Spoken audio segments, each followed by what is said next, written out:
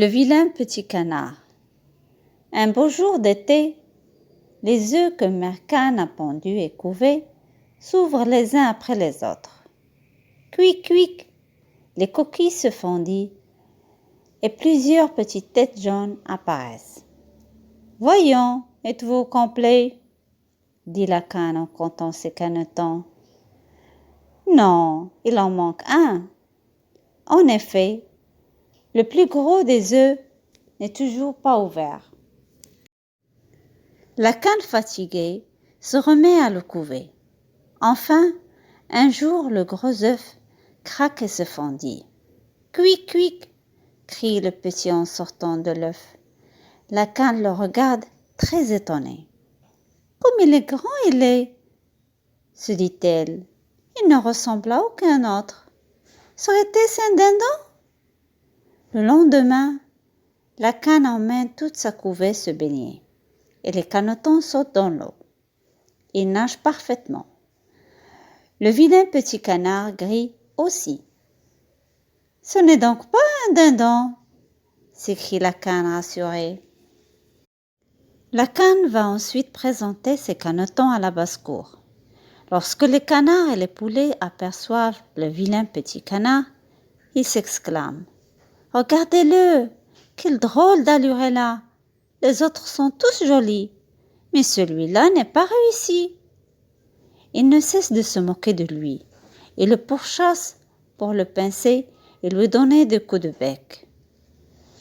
Le vilain petit canard décide alors de partir. Il arrive dans un grand marais où il passe la nuit, fatigué et plein de tristesse. Le matin, les canards sauvages habitant le marais aperçoivent le caneton. « Tu es bien laid, » disent-ils, « mais tu peux rester ici, à condition de ne pas nous déranger. » Le petit canard reste là 2 jours entiers. Mais le 3e jour, des bruits retentissent.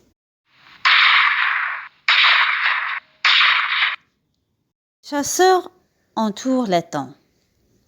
Plouf, plouf, un chien de chasse avance la gueule pour saisir le petit canard. Celui-ci, effrayé, se cache sous une grande feuille de nénuphar. Le chien cherche un instant sa proie.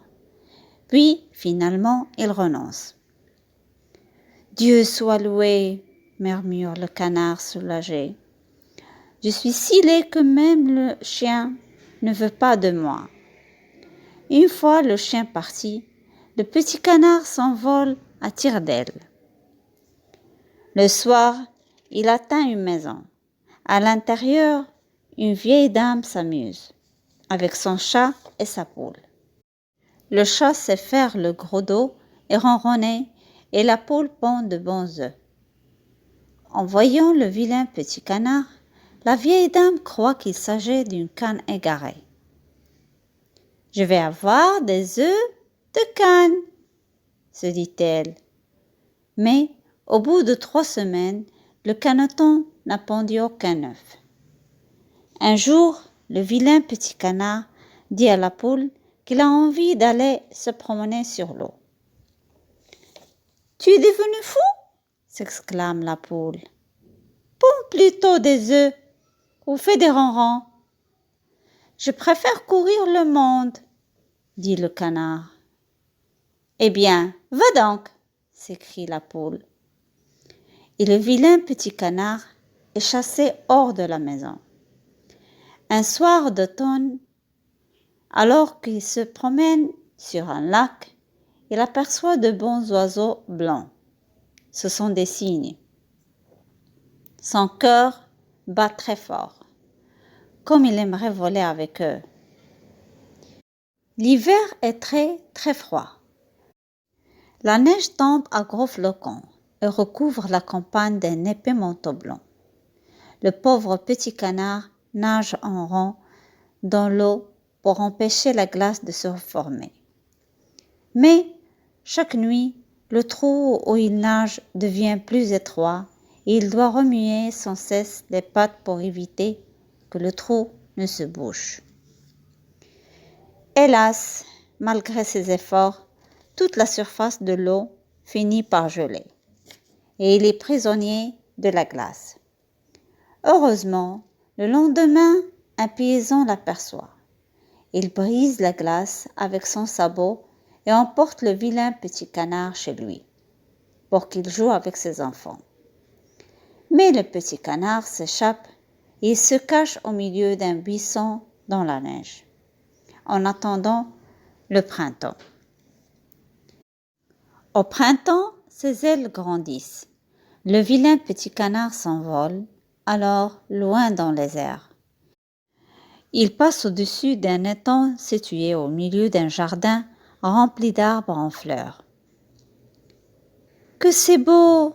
dit-il en regardant en bas. À cet instant, il aperçoit sur l'étang les grands oiseaux qu'il avait vus passer dans le ciel un soir d'automne. Une irrésistible envie de s'approcher d'eux s'empare de lui. Le vilain petit canard décide d'aller vers eux, malgré sa peur d'être à nouveau rejeté. Mais, au moment de se poser sur l'eau transparente, que voit-il ? Sa propre image.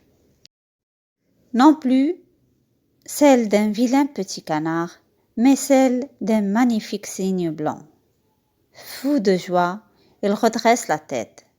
À sa vue, les grands oiseaux le rejoignent et le caressent de leur bec. « Que je suis heureux !» dit le jeune cygne. « Jamais je n'aurais espéré ce bonheur, même dans mes rêves de vilain petit canard. » Depuis ce jour, le cygne, qui pensait être un vilain petit canard, vit dans l'étang avec tous les autres oiseaux. Il n'est plus triste du tout. Et souvent, lorsque des enfants apportent du pain et des graines, il vient les accueillir et il attrape quelques miettes avant de s'envoler haut dans le ciel.